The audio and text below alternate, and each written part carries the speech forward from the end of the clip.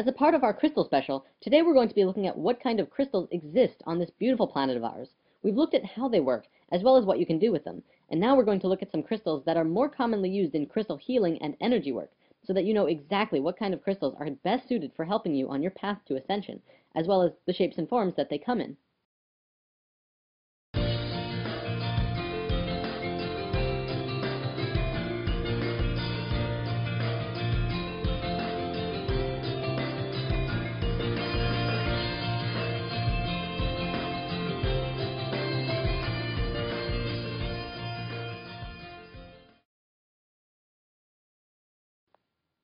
Crystal fun fact for the day, almost all crystals grow in hexagons, which we know from sacred geometry is a very pure form that comes out of the flower of life.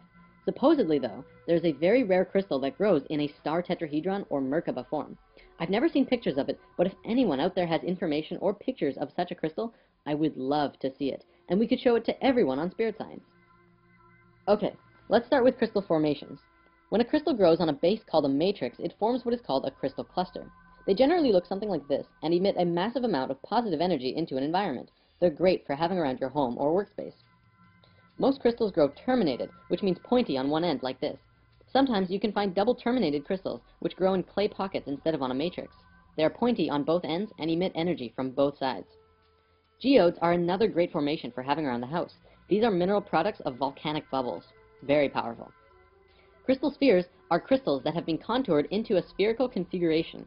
This is one of the most powerful forms a crystal can take because it emits the same frequency in all directions. When held or worn, they purify and fill the gaps in the entire auric field. If you have a larger one, you can gaze into the crystal to help with the evaluation of a present situation or circumstance. If you've ever wondered where the legends about psychics with crystal balls came from, it actually has some substance behind it. Crystal eggs are similar to spheres, but are in an egg shape.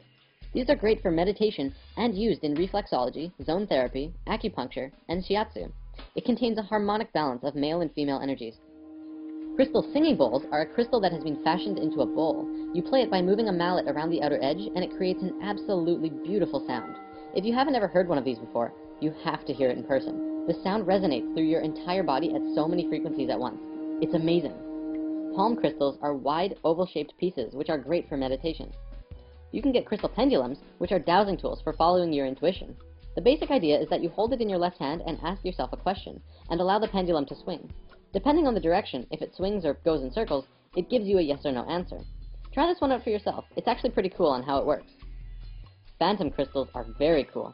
These are crystals that grow over top of other crystals. So what you get is a crystal with an amazing crystal phantom in the middle.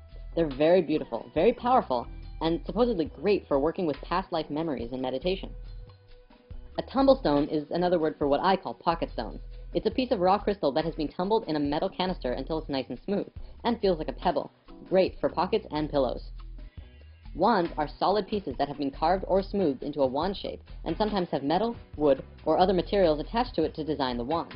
Wands are excellent for directing energy in healing work or making crystal grids. Okay, now let's look at some crystals themselves.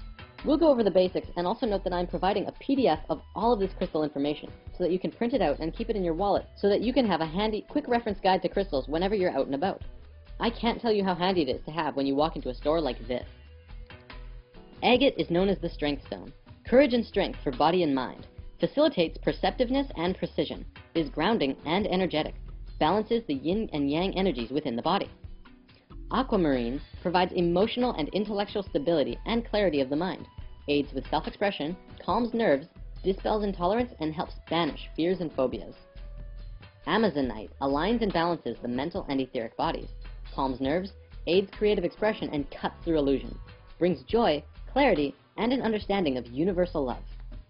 Rose quartz is the stone of love.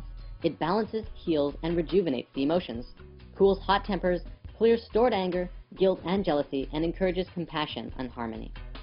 Calcite facilitates an awareness and understanding of nature, aids in the remembering of astral travel experiences, and alleviates fear. Carnelian aids concentration and memory, stimulates the inquisitiveness and dispels apathy, enhances attunement with the inner self. Lapis lazuli enhances awareness and intellect and enhances psychic abilities, helps overcome depression, aids creativeness and protection. Smoky quartz dispels negativity and releases emotional blocks, provides grounding and protects, as well as enhances channeling power. Clear quartz is the spirit battery, excellent for meditation, amplifies energy and thought, as well as dispels negativity, aids communication with every dimension. Amethyst is the peace stone, ideal for meditation and enhancing psychic abilities, a great calming influence, very protective and inspirational, radiates with divine love. Malachite aids intuitiveness and transformation, balances, clarifies the emotions, and clears the subconscious blocks and reduces stress. Sunstone dissolves negativity while grounding your root chakra and providing the energy of the sun in the palm of your hand, enhances the masculine nature, and is great for working on projects. Moonstone, on the other hand, stimulates confidence and balances the emotions, helps with intuitiveness and perception, enhances the feminine nature, and clears the auric field.